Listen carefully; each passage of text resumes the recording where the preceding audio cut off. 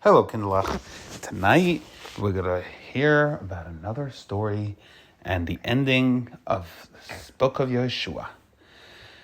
In the previous stories, we heard about how Yehoshua and the Yidden came into the land of Eretz Yisroel and conquered city after city, and how Hashem made that all the Goyim later on came and gathered together and tried attacking the Yidden, the Goyim from the south and from the north, from the center, and Hashem made it easy for Yehoshua and the Yidden to take over most of the land because all the Goyim came together. And the Yidden won war after war with great miracles. All the Yidden in the times of Yehoshua, basically all the Yidden listened to Hashem. There was that one story of Achan that we learned by the city of Ai. Achan took the treasures from Yericho. But for the most part, everybody did Torah and mitzvahs. Everybody listened to Yehoshua. And because of that, miraculously Hashem gave over all the land to Yehoshua. Now, most of the land was already divided between Shevet Yehuda and Yosef. They split Menashe and Ephraim. And then the rest of the land, they split with the time. They gave different pieces of land to different people. And remember, we spoke about the raffle, how Yehoshua and Elazar stood, and they divided the land on maps, and they divided it to the different shvatim, to how many people were there.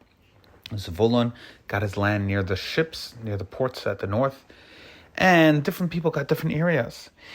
Now, they didn't give anything to Shevet Levi, because Shevet Levi, the Leviim, they were supposed to be separate from the land and just daven and learn Torah and be busy in the Beis HaMikdash. The Kohanim were busy in the Beis HaMikdash. Hashem was their land. But they obviously needed a place to live. They didn't get land to work as farmers, but they needed a place to live. So Yehoshua gave them different cities and different areas between the Shvatim. So all the Shvatim had big swaths of land, but Leviim had little cities. They also separated special cities that was called the Arei Miklat. Do you know what Arei Miklat is? Arei Miklat are cities of refuge. Those cities, those are saving cities. What that means is if somebody, chas v'shalom, kills someone else by mistake, or even not by mistake, right away, the first thing you're supposed to do, well, obviously try helping the person, tell other people, but right away, those people that would kill other people would run to those cities that are in Miklat. And there they were safe. And in that area, nobody was allowed to hurt them until they brought them to Beis Din, and they saw if it was on purpose, they would get punished. And if it wasn't on purpose, if it was a mistake, they would have to sit in that city, in the Ir Miklat, until the Kohen Gadol passes away. That was kind of like their punishment. And those cities Yehoshua gave out in different places. Yeah, some in the north, Shem, and different cities in different areas. And then Yehoshua gathered all the Yidden and said, Yidden, there's still a little bit of land that needs to be conquered. And I'm sure that you're going to take care of that. Everybody, go take care of your land. And the Shvatim said, we don't want to divide up the land until we conquer everybody. We don't want to take certain lands for ourselves because we want all the Shvatim to be together and united to fight against the Goyim. If we're going to separate the land, then certain Shvatim are not going to help out other Shvatim. And then there's going to be less people to fight. Yehoshua said, don't worry. Hashem is the one that takes care of the war, not you. So divide the land and live there. There were a few people that got special lands, like Kalev. He was one of the 12 spies that Moshe Rabbeinu sent years ago, 40 years before. And he went to Hebron and davened. When he was a spy, he went to Hebron and he davened there by the Maras HaMachpelah. He asked the Avos to daven to Hashem for him, that he shouldn't get persuaded by the spies, by the Meraglim. And because of that, Hashem gave him that special land of Hebron. So he got that special land. And different people got special lands. And at the end, Yehoshua called over Shevet Gad and Shevet Reuven and half of Shevet Menashe. And he told them, you guys did your part. Years ago, like 14 years ago, you made a promise to Moshe Rabbeinu and to me that you're going to come into Eretz Yisroel and help the Yidden fight to conquer the land. And then when you're finished, you're going to go back to your land across the Yarden. And now that we finished, now you could go back. And Shevet Reuven, Gad, and half of Menashe said, thank you, Yehoshua. And they started going back. And they left their land.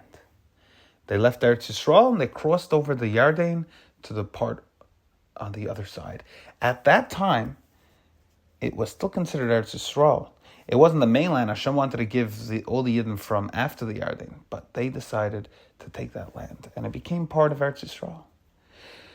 But then, all of a sudden, one day, the Yidden find out that Shevet Reuven, Gad, and half of Shevet Menashe, they built a big, huge Mizbeach right by the Yarden River. And the Yidden said, I don't know, they built this huge Mizbeach. The proper Mizbeach is the one in Gilgal. Hold on a second. Are they making another Beis HaMikdash? Are they doing Avodah Zarah? What are they doing? All the Yidden got together and they said, what are we going to do? I don't know. They built this huge Mizbeach. They want to split up between us Yidden. Maybe they want to fight against us. So all the Yidden got together and they started getting the army ready. Maybe they're going to have to fight Shevet Reuven, Gad, and half of Shevet Menashe. And they sent special messengers, 10 messengers. And the main one was Pinchas. We know Pinchas. He keeps popping up in different stories. Pinchas and the messengers came over to Reuven, Gad, and Shevet Menashe and said, Yidden, what are you doing? Why are you building this big Mizbeach? Are you trying to build a Mizbeach to bring karbanos even to Hashem? You're not allowed to do it out of the Beis HaMikdash. Are you trying to do it for Avodah Zarah? Are you trying to build a monument to say that you're against the Yidden? If you are, you should know all the Yidden are going to come and have to fight you. Do you think Reuven, Gad, and Shevet Menashe wanted to do Avodah Zarah? Do you think that's what they wanted to do? No, that's right. What they wanted to do, they said, we want to build a big monument. So like this, the Yidden will remember that we are part of the Yidden. Because we live on the other side of the river, then maybe many years from now, our children are going to want to come to the Beis HaMikdash, and the Yidden that live on the proper side of the Yarden are going to say, hey, who says you're Jewish? Who says you're part of our family? You live on the other side of the Yarden. You're not part of the Yidden. That's why we built a big monument to remember that we're part of the Yidden. And so all the messengers, including Pinchas, was happy with this response. They said, of course, we're only going to bring karbanos in the Beis HaMikdash, but we want to have a remembrance that we're always part of the Yidden. And that was fine. And they said, that's okay. Make sure to keep the Torah and mitzvahs, and we'll all be happy. Yehoshua gathered everybody in Shechem and said, Yidden, I'm getting very old. I'm going to pass away soon. I need to know if you want to keep the Torah or not. It's not easy to keep the Torah. Maybe you think now you live in Eretz Yisrael, now you relax, now you don't want to keep the Torah. And maybe you just want to be like the Goyim. The Yidden said, no, Yehoshua, we're going to keep the Torah and the mitzvahs. We're going to do everything that Hashem says. And Yehoshua was very proud of the Yidden. And Yehoshua said, remember, as long as you do Torah and mitzvahs, Hashem is going to take care of you. Please do the right thing. If you do Averis, then that's where all the punishments come. So make sure to do Torah and mitzvahs, and Hashem is going to love you and is going to make you prosper. And then Yehoshua went back to his land. They moved the Beis HaMikdash, the Mishkan, from Gilgal to Shiloh, and that's where it stood for the next 369 years. The Aron stood there. And Yehoshua eventually passed away. Also, Elazar, the Kohen Gadol, the son of Aaron, they buried him in a special place. Yehoshua, they buried in a place in Har Ephraim, and Elazar they buried in Pinchas's land. And then it was the next generation. Future generations to come, lots of turmoil happened. But the life of Yehoshua and the life of the Zkenim, the older people that lived after Yehoshua, that remembered the miracles of Mitzrayim and of the desert, everybody kept doing Torah and mitzvahs. And everyone went in Hashem's ways. And they lived happily ever after. This is the end of the story of Yehoshua. Tomorrow, we're going to start a new story of the Shoftim. Good night, Kedala.